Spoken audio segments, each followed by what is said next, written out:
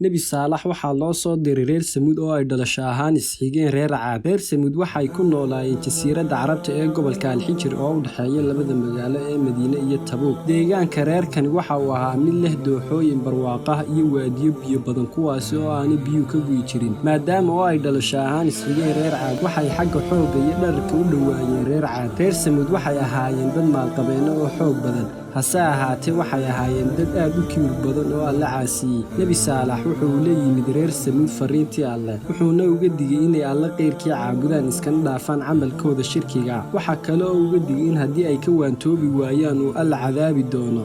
reer Samuud waxay diideen risaaladii Nebi Saalax wayna ku jeesjeeseen. Alle subxaanahu wa tacaala ayaa reer Samuud u diray walaalkood Saalax oo nasab ahaan iyaga ka dhashay. Nebi Saalax calayhi salaam waxa uu ka mid yahay duriyadii iyo farcii Nebi Nuux sida Ibnu Kasiir ku sheegay kitaabkiisa nebiyada. Abtirsiga Nebi Saalax waxa uu noqonayaa Saalax ibnu Cubayd ibnu Aasifa ibnu Maasikha ibnu Cubayd ibnu Jaadir ibnu Samuud ibnu Jaazir ibnu Iram ibnu Saam ibnu Nuux calayhi salaam. Waxa uu ka dhashay reer Samuud oo dhalasho ahaan qaraabo dhow la ahaa reer Caad. Nebi Saalax intii aan la soo dirin ka hor waxa uu ahaa qof dadkiisa dhexdiisa kula sharaf, nin xigmad badan oo ay jecel yihiin qoys laga haybaystana waa uu ka dhashay. Magaca Nebi Saalax 9 jeer ayuu Alle subxaanahu wa tacaala quraanka ku sheegay. Qisada reerkiisana dhowr jeer ayuu quraanku uga warramay si gaaban iyo si faahfaahsanba. Reer Samuud waxay ku noolaayeen deegaan lagu magacaabo Al-Xijir oo ku yaal waqooyiga dalka boqortooyada Sacuudiga, waxayna u dhaxaysaa labada magaalo ee Madiine iyo Tabuuk. Deegaanka reerkan waxa uu ahaa mid leh dooxooyin barwaaqo ah iyo waadiyo biyo badan kuwaas oo aanay biyuhu ka gu'i jirin. Reer Caad waxay ahaayeen dad uu Alle u hibeeyey quwad iyo laxaad, waxayna u talin jireen qabaa'il badan oo deegaankooda kula dhaqnaa. Magaalo madax waxa uu ahayd degmo lagu magacaabo Madaa'in. Barwaaqo iyo berisamaad ayay ku noolaayeen. Waxa u dheerayd ilbaxnimo, aqoon iyo farsamo ku salaysneed oo ay nolosha u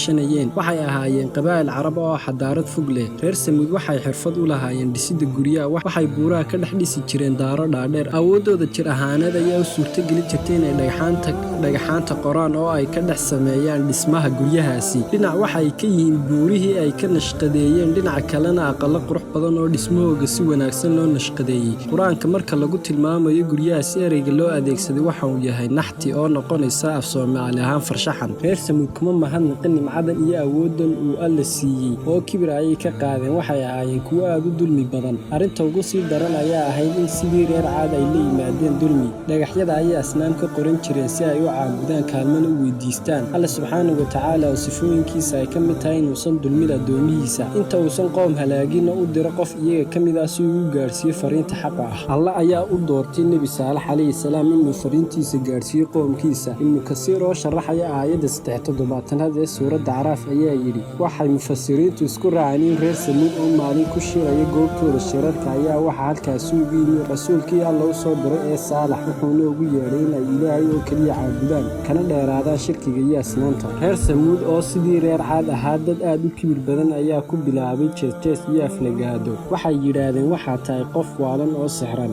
Nebi Saalax kama quusan inuu dacwada dadkiisa la dhex taagnaado. Waxa uu markasta xasuusin jiray wixii qabsaday reer Caad oo ehel iyo xigaalba la ahaa oo ay sheekadooda maqleen. Waxa uu xasuusiyey inuu Alle subxaanahu wa tacaala uusan ka jeclay reer Caad, haddii ay shirki ku sii jiraanna ay mari doonaan waddadii reer Caad la marsiiyey. Waxa uu la tegey dhambaal uu xagga Alle subxaanahu wa tacaala kala yimid. Waxa loogu sheegay caqiidada toosan iyo hanaanka nolosha ee habboon, balse in yar mooyaane intii badneed waa ay diideen warkiisii. Nebi Saalax waxa ay si badheer ah ugu dhaheen, dhexdeena waxaa ka tahay dayro iyo mid la nacay. Markii ay ka quusteen in Nebi Saalax ka hor istaagaan fariintii uu soo gudbinayay, ayay madaxweyntii ku tashadeen inay xujeeyaan Nebi Saalax. Waxaa dhacday in odayadii reerkii in Nebi Saalax ku idhaahdaan, haddii aad buurtan dhagaxa ah nooga soo saartid hal geela oo sifooyinkeedu sidaas iyo sidaas yihiin, ayna riman tahay, nirigteeduna sifooyinkaas leedahay, waan ku rumaynaynaa. Markaas ayuu Nebi Saalax ku yidhi, bal ka warrama haddaan idinka yeelo waxa oo aan idin siiyo ma aaminaysaan? Waxay yidhaahdeen haa. Alle subxaanahu wa tacaala ayuu baryey in uu siiyo calaamadda ay ku xujeeyeen. Markaas ayuu Alle subxaanahu wa tacaala amray buurtii in ay soo saarto oo ay dhexdeeda ka soo bixiso hal riman oo 10 bilood xaamilo ah oo leh sifooyinka ay weydiisteen. Markii ay hashu soo baxday, yaab iyo amakaaga ayay afka qabsadeen. Kadibna Nebi Saalax ayaa ku yidhi, tani waa hashii Alle ee daaya, ha daaqdo arliga Ilaahay, xumaanna ha u geysanina si uusan cadaab inii haleelin. In yar oo ka mid ah ayaa rumaysay, intii kalena kibir ayay ka sii qaadeen iyo inay dhahaan waxan waaba sixir weyn.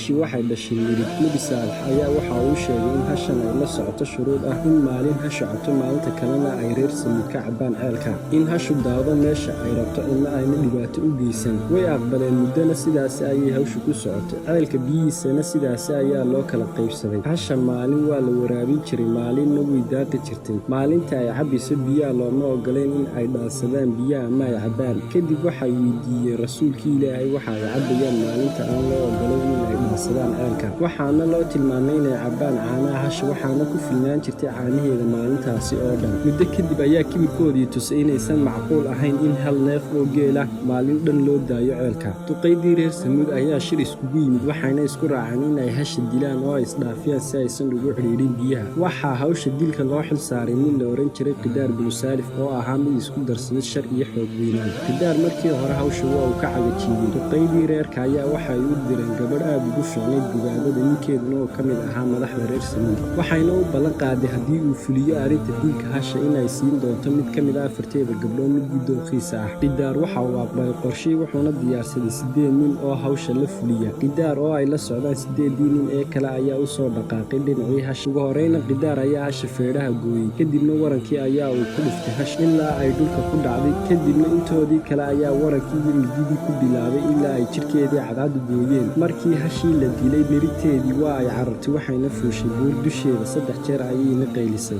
Nebi Saalaxna waxa uu ku yidhi waxaa sugtaanba waa 3 cisho. Ma aysan rumaysan ballintii Nebi Saalax, balse mar kale ayaa kibirkoodii tusay dhagar kale. Waxayna ku dhaarteen inay dili doonaan Nebi Saalax calayhi salaam. Kadibna waxaa la qorsheeyey in Nebi Saalax la dilo, hawshana ay fuliyaan isla 9 nin si arrinta uu wado oo dhan halkaasi ugu istaagto. Markii ay damceen inay dilaan ayaa Eebbe u soo diray dhagax weyn oo burburiyey intii damacday dilkii rasuulkii Alle. Waxaana ku dhintay goobtaasi 9kii dhagarqabe ee ka dambeeyey dilkii hasha iyo iskudaygii fashilmay ee ay ku doonayeen inay ku khaarijiyaan rasuulkii Alle calayhi salaam. Dadka intiisii kale ma toobad keenin, balse si kibir leh ayay ugu yidhaahdeen noo keen cadaabka aad hayso. Markii ay maalintii dhammaatay, waxaa reer Samuud ku bilowday ciqaabtii Alle. Maalintii koowaad ee ballanka loo qabtay, wejiyadoodii waxay noqdeen midabka huruudda. Maalintii labaadna wejiyadoodii waxay noqdeen mid casaan ah. Maalintii saddexaadna waxay wejiyadoodii noqdeen madow. Waxay seexdeen iyagoo aad u werwersan oo aan aqoon wax ku soo wajaan iyo waxa uu waagu ugu beri doono. Maalintii afraad markii ay qorraxdii soo baxday ayaa waxa cirka kaga yimid qaylo iyo dhulka oo ku gariiray. Waxaana asiibay cadaab daran oo kaga yimid xagga Alle subxaanahu wa tacaala. Qof walbana halkii uu joogo ayaa uu ku naf waayey. Nebi Saalax iyo intii rumaysay Alle ayaa badbaadiyey, waxaana lagu amray inay u guuraan dhulka Shaam. Raadadkii iyo guryihii ay ka tegeen ayaa ah kuwo muuqda ilaa maanta. Buurihii ay guryaha ka qoreen iyo dhismayaal ay xardheen ayaa weli ku yaala deegaanka Madaa'inu Saalax ee dalka Sacuudiga. Dhismayaashii reer Samuud sida uu qur-aanku inoo sheegay 2 qaybood ayay ahaayeen. qayb dooxooyinka ayay ku yaaleen oo waxay ahaayeen qasriyo oo waa dhismo la baabi'iyey. qaybta kalena waxay ahaayeen guryo deegaan ah oo ay ka nashqadeeyeen buuraha oo waa kuwa weli baaqiga ah. Alle subxaanahu wa tacaala ayaa uga tegey inay calaamad u noqdaan kuwa ka dambeeya si ay uga cumro qaataan.